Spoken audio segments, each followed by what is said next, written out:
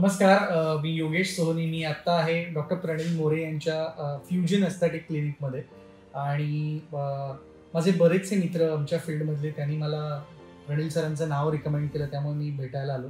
अ, माझे hair fall होतोय किंवा थिनिंग होतंय, त्याच्यामुळे त्यांनी मला पी-आर-पीचा ऑप्शन सजेस्ट केलेला आहे.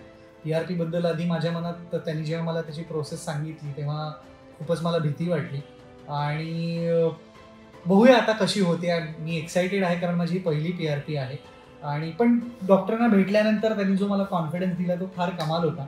त्यामुळे मी सगळ्यांना असं सांगू इच्छितो, की ज्यांना हेअर फॉल आहे किंवा हेअरलाईन मागे जाण्याचे प्रॉब्लेम्स आहेत किंवा थिनिंग होत असेल, डॅन्ड्रफ असेल, तर तुम्ही प्लीज डॉक्टर प्रणील मोरे यांच्याकडे कन्सल्टन्सीसाठी या आणि फरक बघा.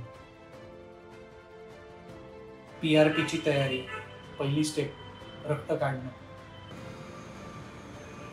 ॲनेस्थेशिया देतात मला आणि मला अजिबात कळत नाही म्हणजे सुई टोचतानाही कळत नाही, प्रिक होतानाही कळत नाही. जनरली ॲनेस्थेशियाचा इफेक्ट हा ॲनेस्थेशिया दिल्यानंतर होतो. पण बाय द वे मी आधीच सांगेन की मी निडलला घाबरणारा माणूस आहे आणि जे आहे ते आहे. पण सरांचा हात खूप हलका आहे, मला ते प्रिक झालेले कळत नाही. सो